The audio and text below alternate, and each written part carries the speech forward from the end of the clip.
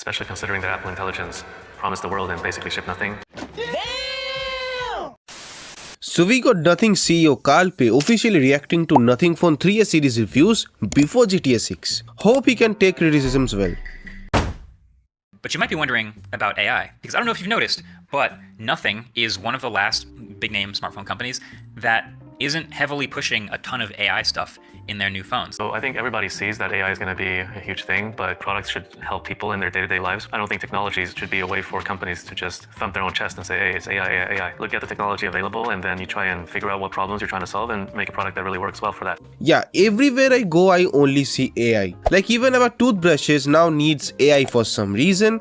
Heck, even my comb needs an AI now. It is going out of hands, man. Somebody stop them. But I think Nothing should at least give us photo editing AI integration like object eraser or the reflection eraser or generative AI if possible, as those are way more useful than the rest, and Nothing already has Circle to Search, which is also another useful one. Might want to integrate AI summary with that too, and it will be sorted for most people. There's no web version of this. I can't access this on my computer or a tablet or anything else like that, so I'm not going to dive all in on something like this, but maybe someday in the future could be cool. This is more like a preview. There's a lot of stuff that we have in the roadmap for Essential Space. It's going to get a lot more powerful. Yeah, the Essential button or key has pretty low use cases right now, like only taking screenshots and remembering why you took it in the first place via text or voice messages, but that's it. It should have some other use cases like long press to screen record or triple tap to switch between apps or something, or at least add an option to disable it, as it's very easy to misclick on this button pretty often. Instead of Nothing making the phone over an inch thick in just one spot. Oh damn, I've actually never seen inside of a phone periscope lens before. And use a prism or a mirror to redirect Wait, the light. no into the JD, no. Okay. Now with 3X, it's even nicer. You can get a lot closer to the subject. Yeah, we wanted to democratize this technology. This is maybe the only sub $500 phone with this technology. Yeah, but the cameras still are not optimized properly though, and that ultra-wide angle camera. Like Carl Pei, I at least like the fact that Nothing gives us the option of having a better ultra-wide angle camera than those 8 megapixel ones in the market in a budget. But this said, you were the chosen one, Carl. That's a big drawback for me. No 4K from the ultra-wide? No thank you.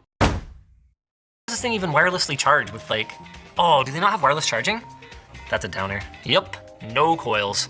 Like, we're just trying to create a really good product and a really balanced product, so there's going to be trade-offs. And based on our understanding of the user at this price point, wireless charging is not super popular. I think Linus might be using flagship products as a daily carry. Yep, most budget phone buyers cares least about having wireless charging. And I'm even gonna say this, NFC too. Like, how many people using a budget phone have you seen using a tap and go payment system? But what about a proper charger inside the box, Carl? Most budget phone buyers deserves one, I guess. People are already paying 25,000 rupees for a phone, and you want them to spend another 2,000 rupees more for a charger? USB cable now no longer has transparent ends like last year. It's cost related, but also we didn't see a ton of appreciation from the Phone 2a buyers to have a cable like this. I think maybe at this price point, people are more concerned about the utility of the device itself and not the accessories. Who the hell didn't like this design? It so went with the transparency design of Nothing and also made the cable unique.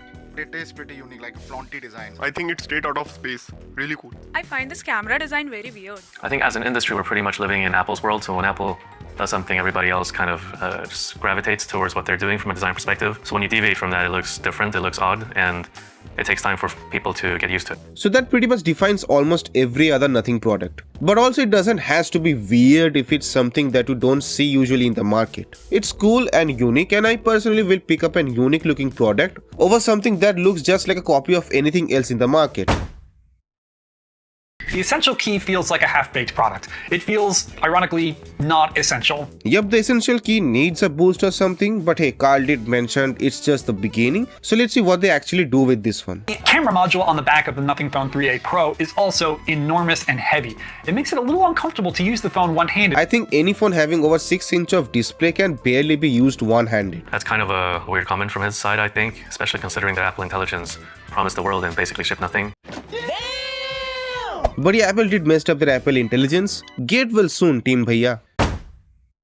Like the subtle design changes that Nothing has done in these phones, but the transparency and glyph lights are kind of losing their essence. We've only made phones for 2 years in our entire kind of history, so there's going to be a lot of new people discovering the glyph interface for the first time. Yep, I agree. Like, how did Nothing lost its essence? Have you really seen any other phones in this market recently Do you think these look similar? Don't you think nothing looks different? The best part about this is now people recognize a nothing phone even from a distance. So it is a crucial identity of nothing, including the transparent back. If you want to build an identity, you have to stick to your guns. You can't just do A one day and then B another day, and then you end up a watered down version of something that nobody knows what you stand for anymore. Is he talking about...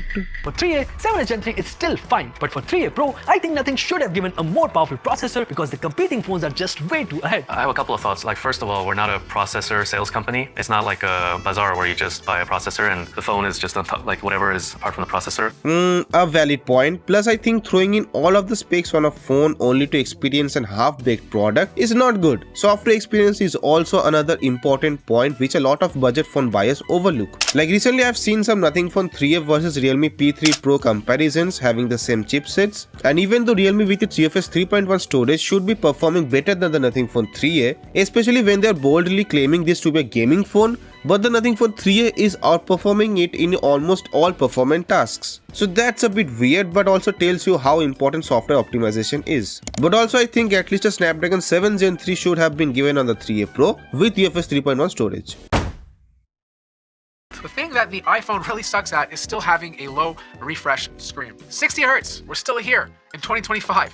Look, it's simple. You pay 60,000 rupees for 60 Hz and pay 1,20,000 rupees or above for 120 Hz. Sorry team, these people won't get you, but I do. But Carl, here's what I think. Nothing should be more precise or careful with their marketing, and also understand that one of your biggest markets is here in India. And we Indians love either value for money phones or a Samsung S series or iPhones. There's nothing in between. Yes, you guys are literally in between, not providing value for money phones, especially at launch, and also a long way to go to catch up to Samsung or Apple.